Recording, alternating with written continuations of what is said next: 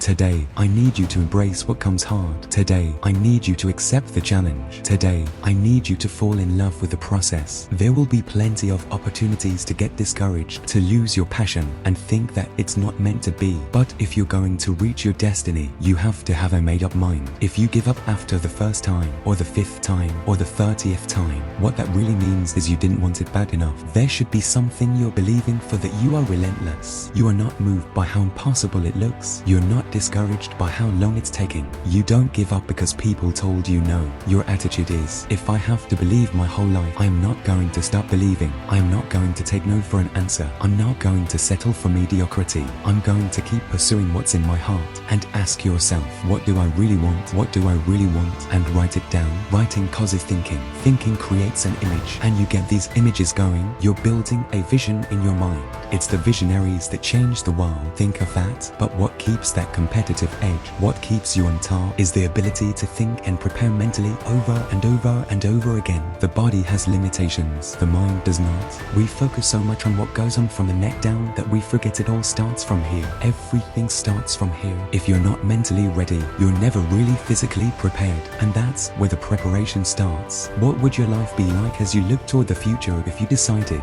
I'm not going to allow my fears to stop me? And I'm saying to you, whatever you've got to do, do it. Because if you don't, life is going to whoop you until you surrender. So when you're young and you're making mistakes, don't let them eat you up, because everybody that done made it. You've got to fail in order to win. Hey look man, to understand how to hit the game when it's short, you've got to miss the game when it's short. You know, you've got to be tough, because the road to success is always under construction. It's never a clear path to success. The people who become successful are the people who have a relentless attitude, and you just got to hang in there through the bad breaks, because the bad breaks is coming, but they usually come right before the big break is about to happen. You get a series of bad breaks, and it stumbles up a lot of people. My life and my success is to say to anyone, you can stumble, you can fall, you can get back up again, no matter what you face, no matter how bad it is going to be. When there is a challenge, and by a challenge I mean anything in life, any challenge, anything that you're facing, the only way to overcome the challenges that you face is to start walking. Take that step every day,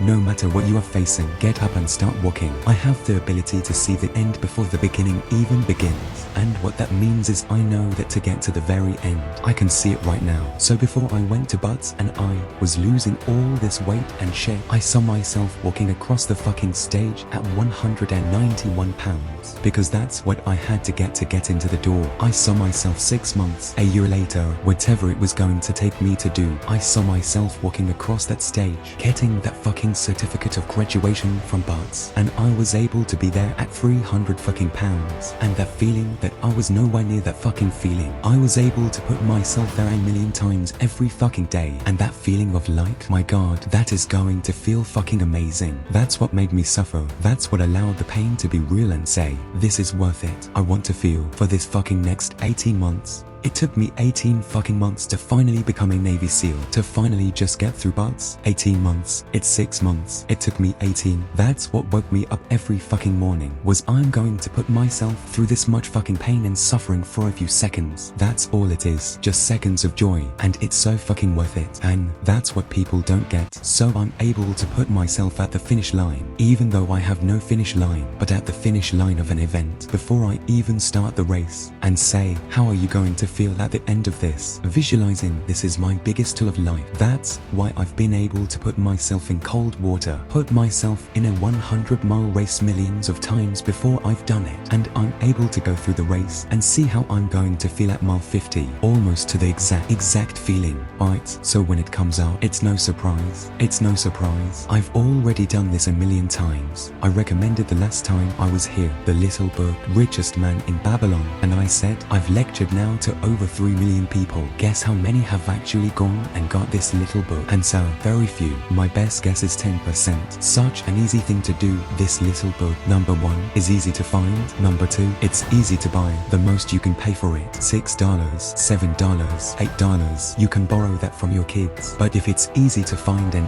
easy to buy, and if it's easy to read, why wouldn't everybody go get it? We don't know. I don't know. Nobody knows. Here's how profound it is. Some do and some don't. Now here's the numbers. About 10% do. We don't know the mystery of that. And I'm telling you, 10 years from now, those numbers will still be the same. The numbers don't change, only the faces change. I used to belong to the 90% who couldn't be bothered even if it wasn't easy. How many people have a library card? And so, 3%, 97% couldn't be bothered. Guy specializes in happy hour, but he doesn't have a card. And now readily and quickly blames the government and blames his company and blames the pay scale. Here's my advice to you today. Walk away from the 97%. Don't talk like they talk. Don't go where they go. Don't act like they act. Don't specialize in what they specialize in. Throw away the blame lists they cling to. You've got to be consciously conscious today, because your environment can hypnotize, mesmerize, and paralyze you. The other thing is, take full responsibility for your life. Oscar Wilde once said, responsibility is what we expect from somebody else.